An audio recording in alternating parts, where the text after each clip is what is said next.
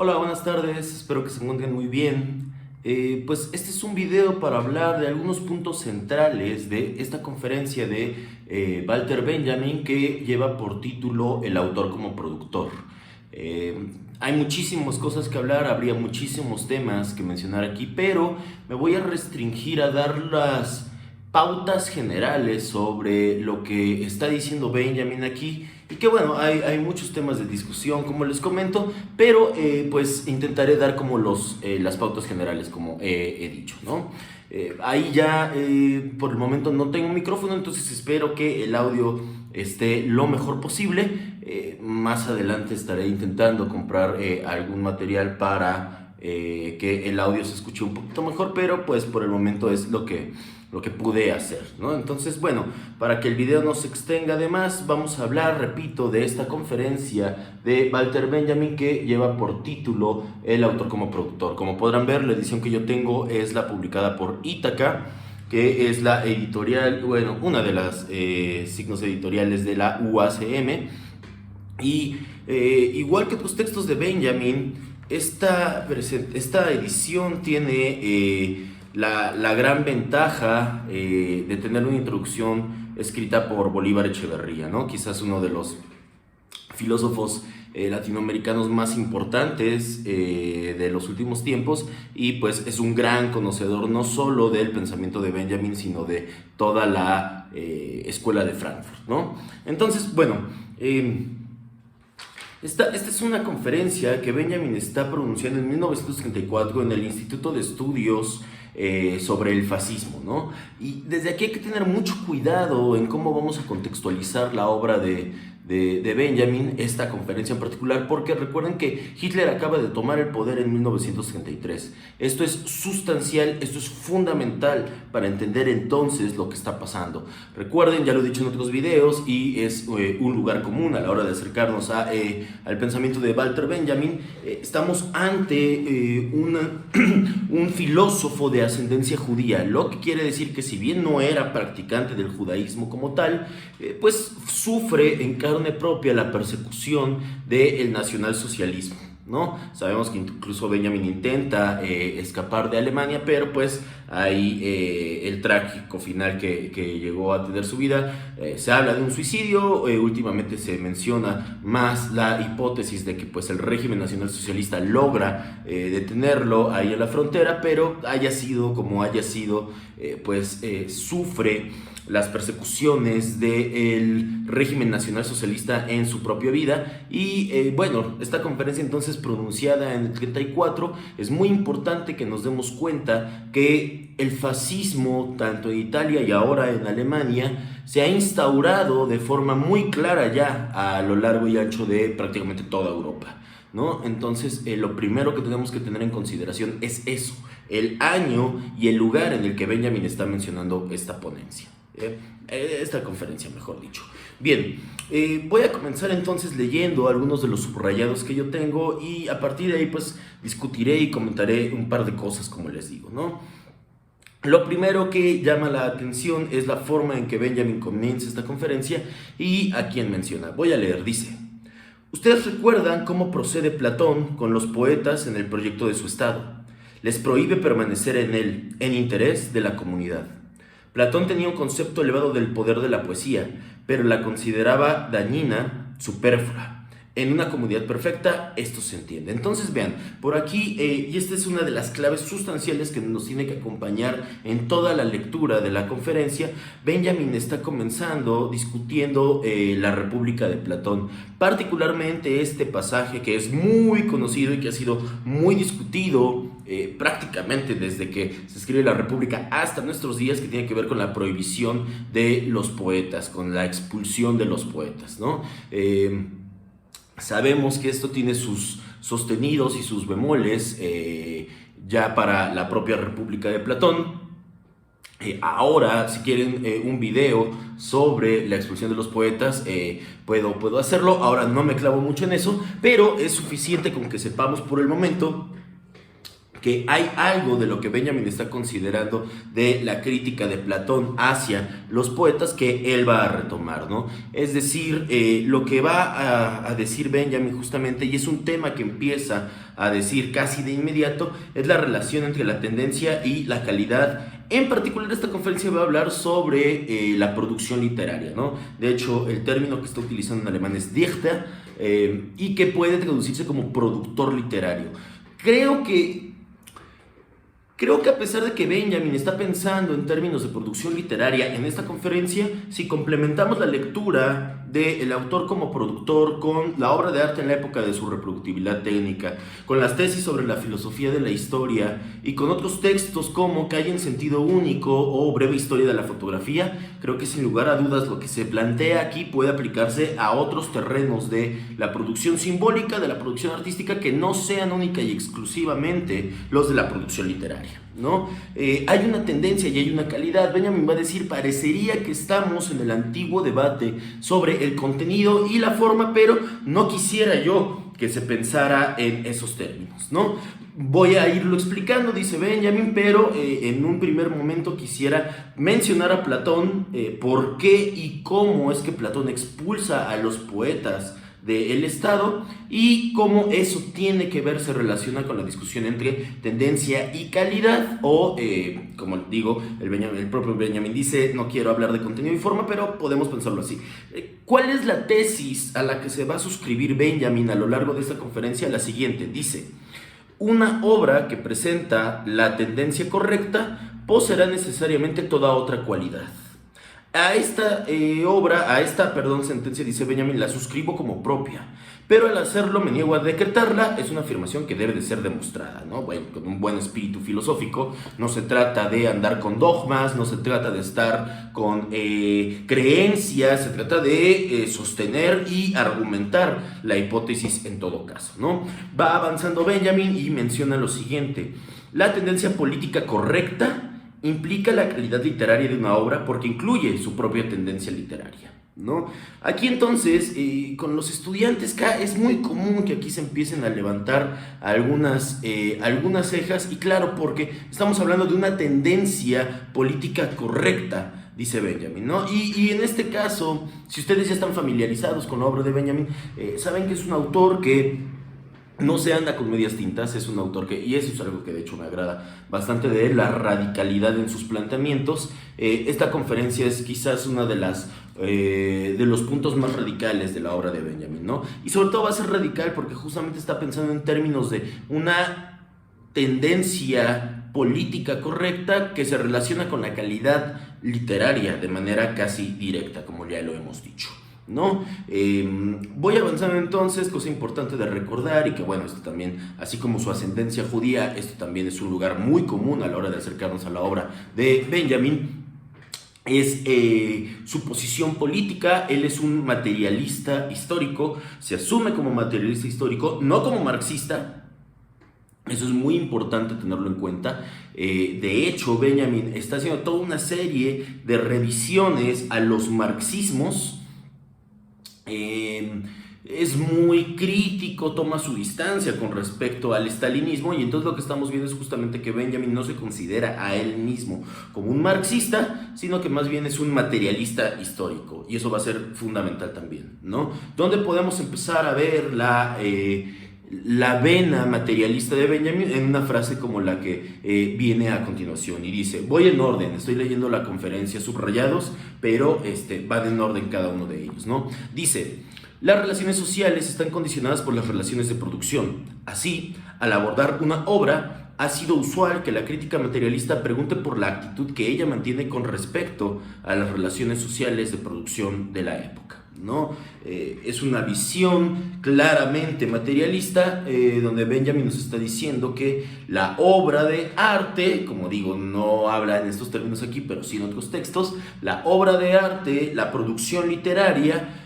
es resultado de las relaciones sociales que la circunscriben, que la rodean, ¿no? Las relaciones sociales, y cuando en el materialismo histórico estamos hablando de relación social, estamos hablando también de contexto histórico, ¿no? Justamente las sociedades están hasta cierto punto determinadas por las condiciones históricas que las circunscriben, como ahora digo, ¿no? Entonces, aquí el ejercicio para irnos poniendo en los zapatos de Benjamin sería preguntarnos si podríamos despojar a una obra literaria de todo su contexto histórico, ¿no? Ese sería un poquito el ejercicio que yo pienso que se puede empezar a hacer de alguna manera. Repito, preguntarnos de manera muy benjaminiana si es posible despojar a una obra de su contexto histórico, ¿no? La respuesta sería que es muy difícil intentar hacerlo, sería contrafáctico de hecho, porque lo que estamos viendo es que son las relaciones sociales de producción, esas relaciones sociales humanas vigentes, las que de alguna u otra manera posibilitan entonces el aparecer de una obra, sea artística o sea específicamente literaria, como apunto ahora, ¿no? Y no es casualidad entonces que justamente en estos momentos de la conferencia Benjamin comienza a hablar de la técnica, ¿no? Es sustancial pensar el orden de la técnica, es sustancial pensar las implicaciones que tiene el concepto de técnica en la obra de Benjamin. De nueva cuenta, no me detengo ahora porque no es el tema de la conferencia como tal, pero sí es sustancial pensar la relación que existen entre estas relaciones sociales de producción y precisamente el aparecer, el acontecer, digámoslo así, de ciertas obras, ¿no? El ejemplo más claro que que podemos pensar alrededor de esto que estamos diciendo, pues es la fotografía, ¿no? La fotografía, sin lugar a dudas, modifica la forma en cómo pensamos el mundo. La fotografía viene entonces a presentarnos una nueva forma de representación de la realidad, pero la misma fotografía, por definición, tiene en su seno el avance de la técnica, ¿no? Porque no hay fotografía sin avance técnico. Esa es la relación entonces que estamos encontrando entre la obra de arte y las relaciones sociales y el propio avance de la técnica, que esas relaciones entonces se está implicando, ¿no? Bien.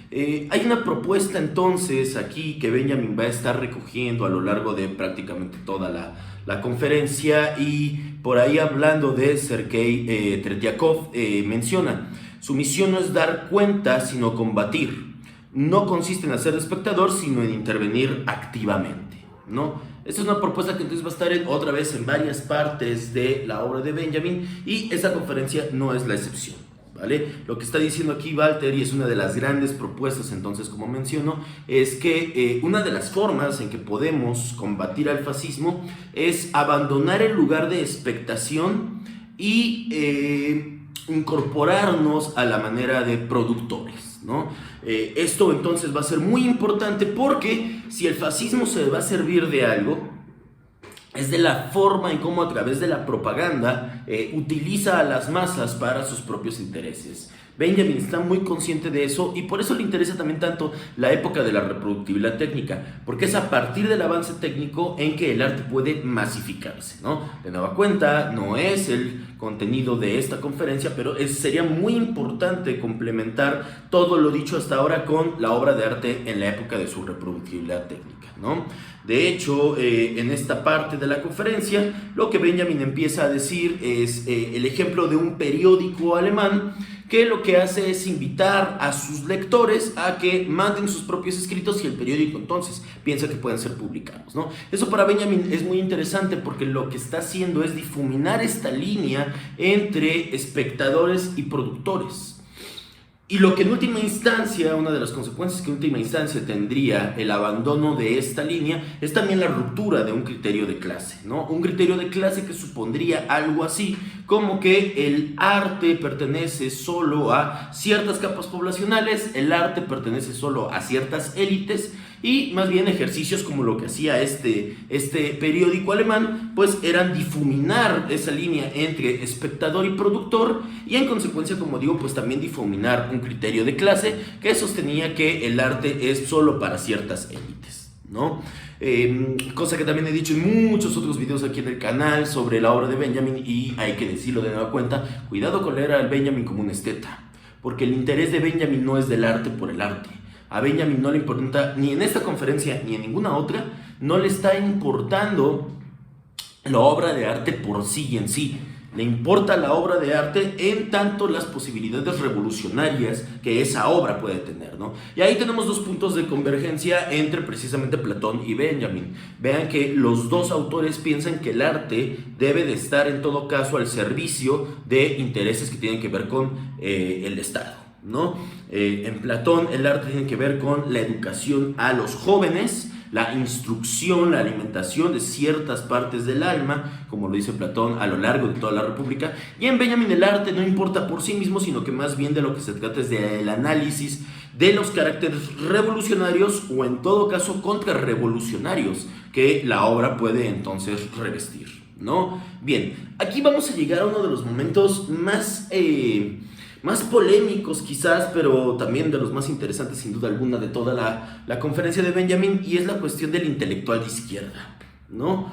Uno podría suponer de manera muy gratuita, como lo hacemos hoy en día, que si Benjamin es un materialista histórico, entonces estaría de acuerdo con todos los aparatos los aparatos ideológicos, los aparatos propagandísticos de una corriente y estaría en contra de los aparatos propagandísticos de la corriente antagónica. Sin embargo, lo que es aquí muy interesante es que Benjamin, a los que va a querer expulsar del Estado, a la manera de Platón, y ahora hace todo el sentido lo que estábamos diciendo sobre el inicio de la conferencia. Digamos que así como Platón expulsa a los poetas, Benjamin lo que va a querer es expulsar a su vez a los intelectuales de izquierda. ¿Quiénes son estos intelectuales de izquierda?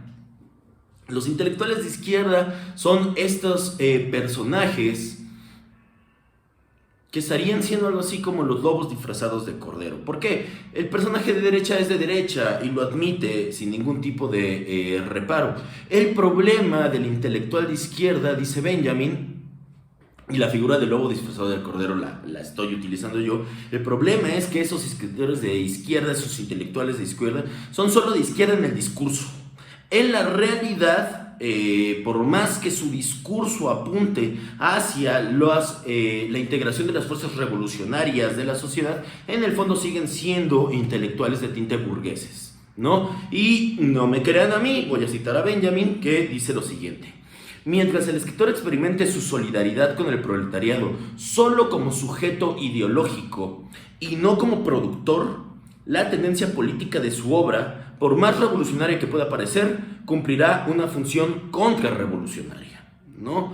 Esto entonces, como les digo, ya ven que no es algo que yo me esté sacando de la manga, sino que Benjamin justamente está diciendo eso. El problema, y aquí creo que esta conferencia también puede leerse bien a la luz de lo que Horkheimer y Adorno escriben en Dialéctica de la Ilustración sobre la industria cultural, ¿no? El problema entonces es que los intelectuales de izquierda son muy de izquierda en el discurso, pero en realidad lo que sus obras terminan haciendo es solo la reproducción de las relaciones sociales vigentes de explotación o de marginación, pero es solo eso, ¿no? No hay una crítica legítima a esas relaciones de explotación, sino lo que estaríamos viendo es solo en el discurso la crítica, pero de facto en el lugar, en la posición de la sociedad, la obra no es revolucionaria, sino incluso contrarrevolucionaria, ¿no? El problema de estas obras, de estos tipos de intelectuales, es que incluso distraen,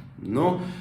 Se pueden lanzar al mercado obras que se suponen como muy de izquierda y que, repito, no critican estas relaciones sociales de explotación o de marginación, sino que las reproducen, ¿no? Y el problema de eso entonces es que las fuerzas revolucionarias de las masas se ven entonces distraídas, se ven entonces entretenidas por estas piezas de estos intelectuales de izquierda, ¿no? Siempre pongo dos ejemplos cuando expongo esta conferencia de Benjamin. Creo que son dos ejemplos que a mí me ayudan a pensar varias de estos temas. El primero sería Roma de Cuarón. ¿no? Roma de Cuarón, que se supone en el discurso como una obra que es muy de izquierda, como una obra que le da voz entonces a una mujer indígena y que pone en tela de juicio toda una serie de situaciones.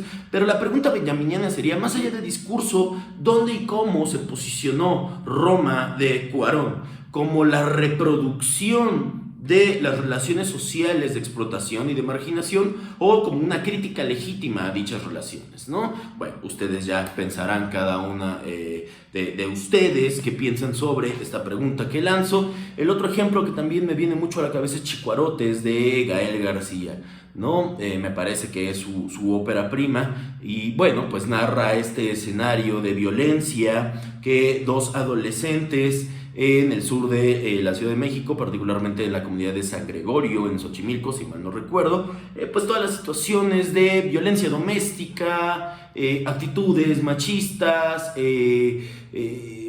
pobreza, por supuesto, delincuencia, asesinatos, es decir, casi parece como si metiéramos lo peor de la sociedad mexicana en un costal y ahí entonces lo mostramos ante las cámaras, ¿no? Claro, otra vez la pregunta benjaminiana es, más allá del discurso, ¿dónde y cómo situamos una obra como Chicuarotes de Gael García? Como una crítica legítima a esas relaciones de violencia, pobreza, marginación, o simplemente como la exhibición y la reproducción de esas relaciones, ¿no? La película es interesante porque en realidad, e incluso al final, pues no voy a dar spoilers por supuesto, pero incluso al final nos deja como con cierto tipo de sentimiento de que la película no propone nada, la película no llega a nada, la película no dice nada, y entonces la película solo exhibe algunos de los problemas sociales de nuestro país y particularmente de nuestra ciudad. Parece que solo los exhibe como a manera de entretenimiento, ¿no?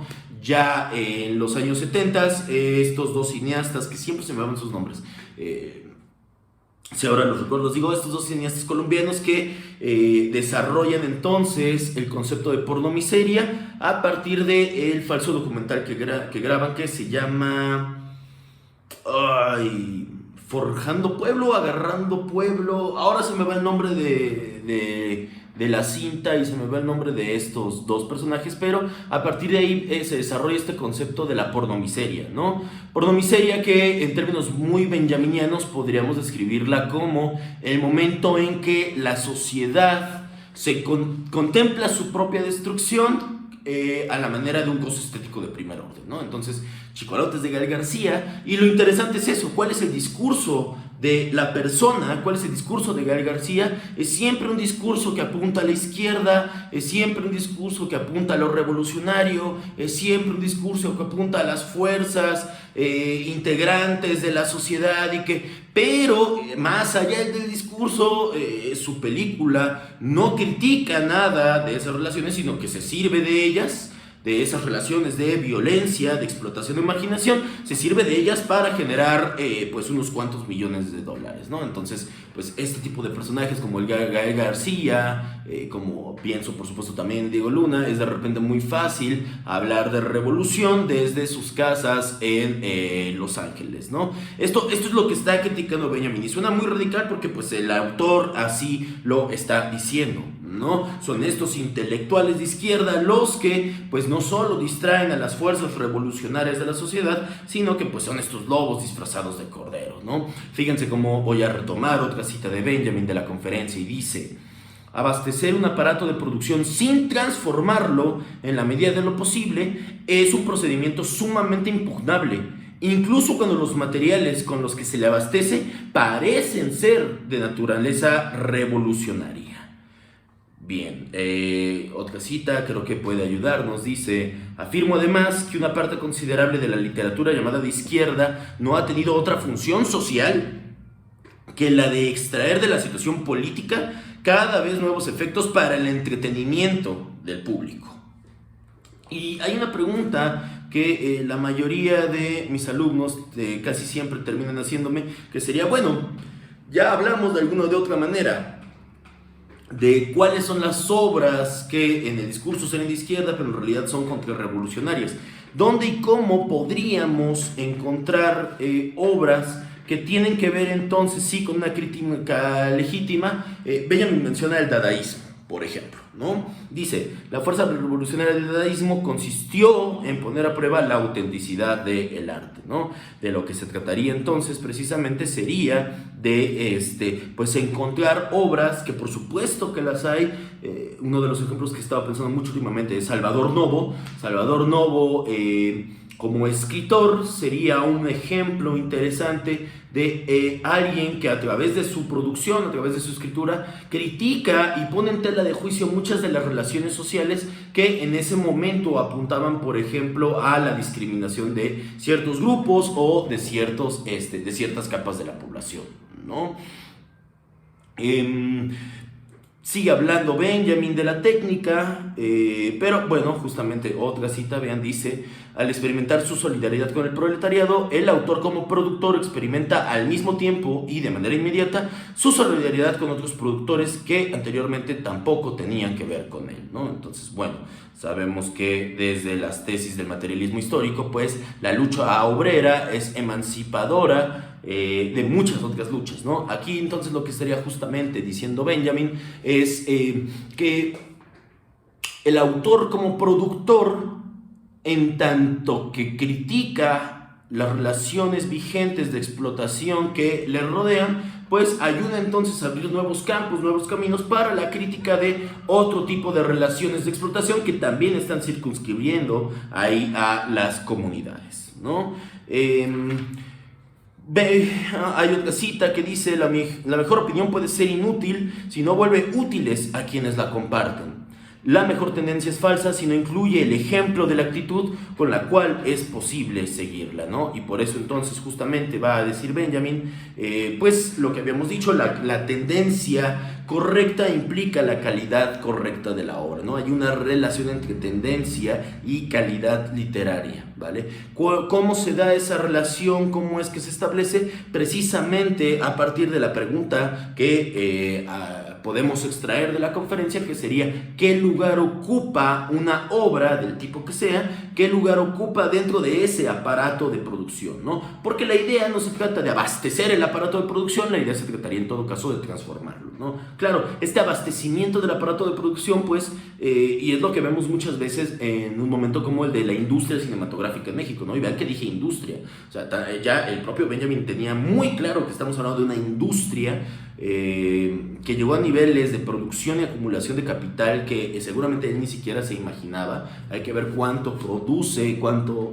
acumula en términos de capital estas grandes producciones cinematográficas que hay hoy en día. Bueno, me estoy yendo un poco por otro lado, pero lo que sí quiero decir es eso.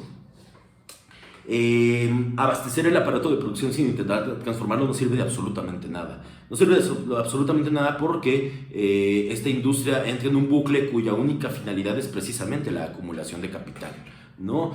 Pensemos entonces, como decía, en una industria como la industria cinematográfica de nuestro país, en México, y podemos ver que se graban una tras otra, tras otra de las mismas comedias románticas, tipo No Manches Frida, La Boda de Valentina, y bueno, de N cantidad de películas que son los mismos clichés, reproducen los mismos estereotipos, hablan de las mismas cosas, los modelos de aspiración son los mismos, incluso en términos de, vean, la tendencia y la calidad, incluso en términos de la escritura del guión, incluso en términos de la dirección de estas obras, diríamos están mal escritas, están mal dirigidas. ¿Por qué? Porque los personajes siempre son unidimensionales, nunca hay no tienen un arco claro, no hay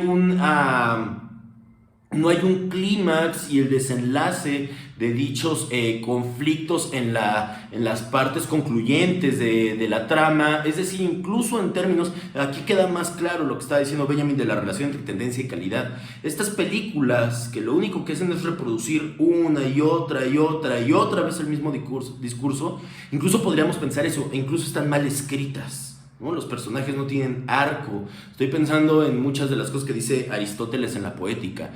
Los personajes no tienen arco, no hay un momento de reconocimiento, de revelación, de anagnórisis, como dice Aristóteles, ¿no? No se entiende cómo se pasa de un lugar a otro porque no hay desarrollo de los personajes, no hay desarrollo de la trama, y con lo que nos quedamos es con una colección de ocurrencias y, ya lo digo, reproducción de todo tipo de estereotipos y de cosas durante 1 hora y media, ¿no? Claro, aquí el punto sería preguntarnos por qué el cine mexicano atraviesa este tipo de epidemia de estos filmes desde hace, quizás estábamos pensando como de 10 años para acá, ¿no? Más o menos.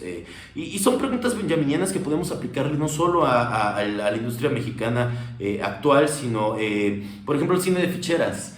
Si hemos considerado que la obra es resultado de las relaciones sociales que la circunscriben, que la obra es resultado de las relaciones sociales que justamente la posibilitan, podemos preguntar estas cosas a distintos momentos de la historia en este caso de lo que estoy hablando, del cine mexicano, con el cine de ficheras. ¿Cuál fue el sentido del cine de ficheras, que además fue un gran éxito también en términos monetarios, en términos de taquilla, ¿no? ¿Por qué fue tan exitoso entonces el cine de ficheras? ¿Cuál era su finalidad? ¿Qué expresaba de la sociedad en esos momentos, ¿no? Y ahora, pues, desplazando estas preguntas hacia la cinematografía actual en nuestro país, benjaminianamente podemos hacernos esa pregunta.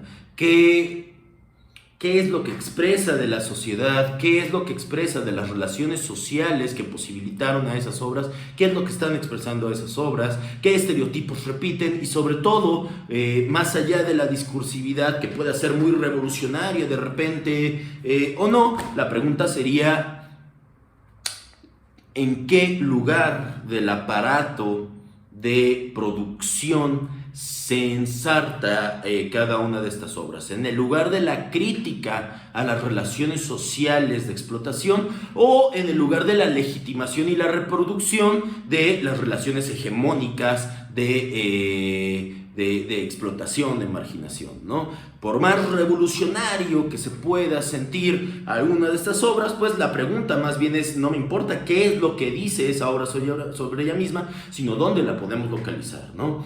Y bueno, esto también es muy interesante verlo a la luz de, repito, el concepto de Horkheimer y de Adorno de industria cultural, porque hoy en día el capitalismo juega mucho a este tipo de cosas, ¿no? HBO, Star Plus, Disney Plus, Amazon Prime, Netflix, por supuesto, que todas son plataformas que se suponen con discursos muy de izquierda y muy progres y muy woke, pero atendamos cuál es su finalidad y dónde y cómo los insertamos a todas estas plataformas de entretenimiento, ¿no? La respuesta es casi obvia. Por más que puedan estar al servicio, parecer que están al servicio de causas que tienen que ver con desmontar problemas sociales como el de la raza o el género, son monopolios que su única intención es acumular miles y cientos de millones de dólares, ¿no? Entonces parecen ser aliados de las causas que tienen que ver con las capas de la población más afectadas, marginadas, explotadas, violentadas, etcétera, etcétera, etcétera, pero en el fondo lo único que son un gran negocio, ¿no?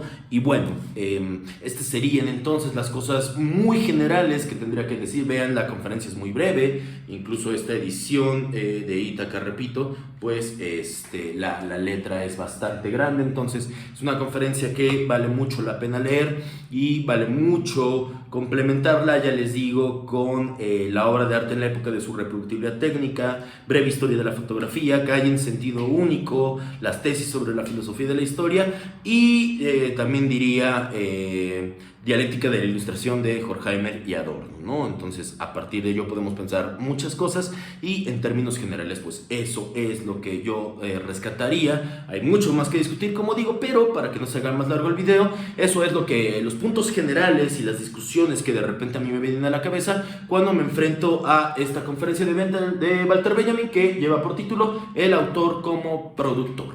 Muchas gracias.